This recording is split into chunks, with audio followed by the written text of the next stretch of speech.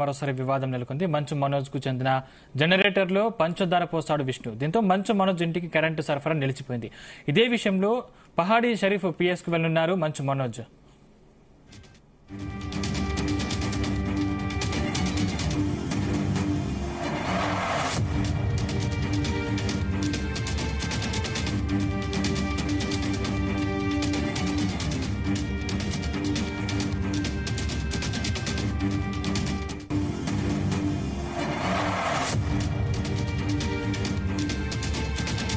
జల్పల్లిలోని మోహన్ బాబు ఇంటి దగ్గర మరోసారి వివాదం నెలకొంది. మంచు మనోజ్ కు చెందిన జనరేటర్ లో పంచదార పోసాడు విష్ణు. దీంతో మంచు మనోజ్ ఇంటికి కరెంటు సరఫరా నిలిచిపోయింది. ఇదే విషయంలో పహాడీ షరీఫ్ పిఎస్ కు వెళ్లనున్నారు మంచు మనోజ్.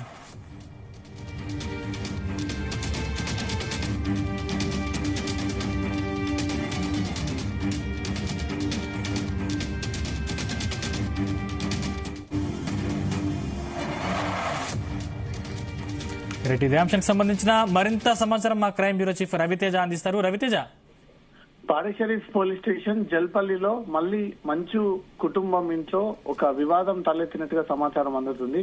మంచు మనోజ్ ఈ విషయాన్ని మరి కాసేపట్లో పహాడీ షరీఫ్ పోలీస్ స్టేషన్ లో అఫీషియల్ గా ఫిర్యాదు చేయనున్నారు.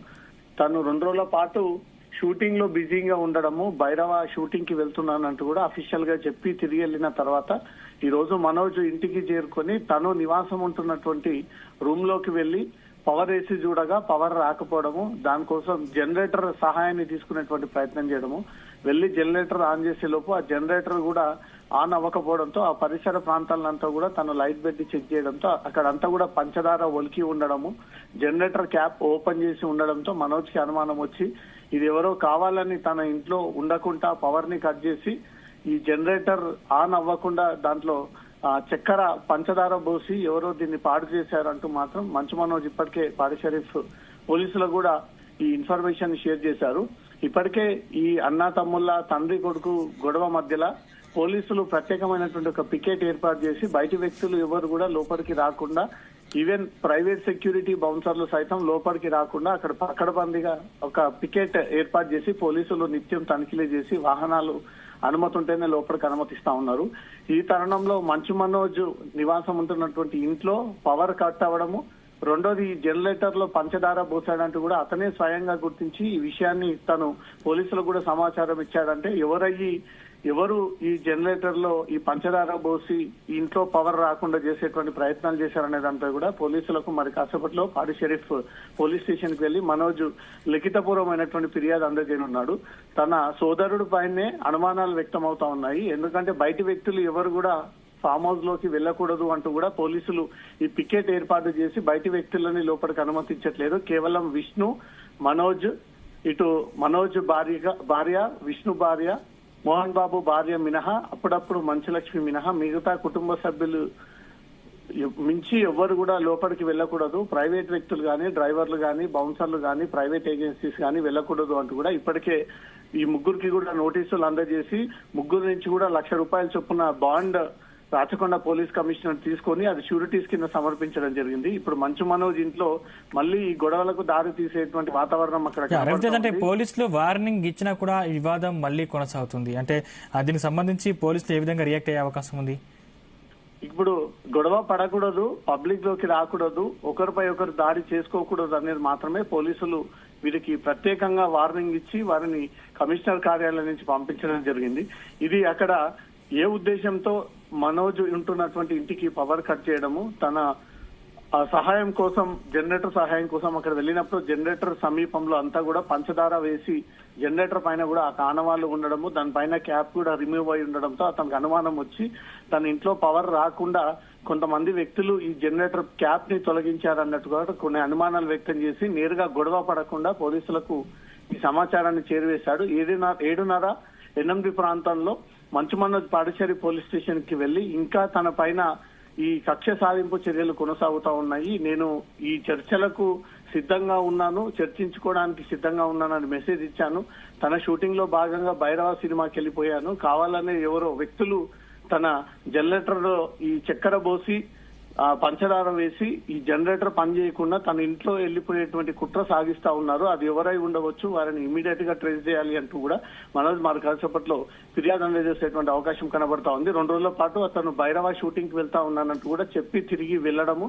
ఈ రోజు తిరిగి మళ్ళీ ఇంటికి చేరుకున్న తర్వాత తన భార్యతో కలిసి ఇంట్లోకి వెళ్లి ఈ రోజు ఆదివారం అక్కడ ఉండేటువంటి ప్లానింగ్ చేయడము, ఈ టైంలో పవర్ లేకపోవడము, ఈ జనరేటర్ కూడా పూర్తిగా చెడిపోయే విధంగా వ్యవహరించారంటూ కూడా తన సోదరుడు పైనే అనుమానం వ్యక్తం చేస్తూ ఇంట్లో ఉన్నటువంటి వ్యక్తులు మాత్రమే ఈ పని చేసి ఉండొచ్చు, బయట వ్యక్తులు ఎవరు కూడా ఈ వారం రోజుల నుంచి అనుమతి లేదు, ఇది రీసెంట్ గా జరిగినటువంటి ఇష్యూ అని అనుకుంటా ఉన్నాను, తన సోదరుడే ఈ రకంగా వ్యవహరించవచ్చు అనేది మాత్రం కొన్ని అనుమానాలు వ్యక్తం చేస్తూ పోలీసులకు ఇన్ఫర్మేషన్ ఇవ్వడం జరిగింది. లిఖిత పూర్వకంగా తను పేపర్ పై రాసి అఫీషియల్ గా ఒక వైట్ పేపర్ పైన తన ఇంట్లో జరిగినటువంటి ఈ పవర్ కట్, జనరేటర్ చక్కెర పోసి తనను ఇబ్బంది పెట్టేటువంటి ప్రయత్నం చేసినందుకు పేపర్ ద్వారా ఇతను అఫీషియల్ గా వెళ్లి పోలీసులకు ఫిర్యాదు చేయనున్నారు. సందీప్, ఒకవేళ మంచు విష్ణు ఈ చర్యకు పాల్పడ్డట్టు తేలితే పోలీసులు ఎటువంటి చర్యలు తీసుకున్నారు? తేజ, బయటి వ్యక్తులు ఎట్టి పరిస్థితుల్లో మనోజ్ సహాయక సిబ్బంది గాని, సెక్యూరిటీ సిబ్బంది గాని, బౌన్సర్లు గాను, అటు విష్ణు ఈ మోహన్ బాబు ఎవ్వరు కూడా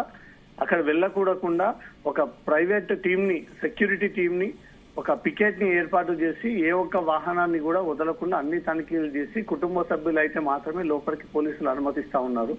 బయటి వ్యక్తులు రానప్పటికీ ఈ జనరేటర్ లో ఇతను చక్కెర పోసాడు అన్నట్టుగా కూడా ఒక అంశాన్ని మనోజ్ రైజ్ చేస్తా ఉన్నాడు.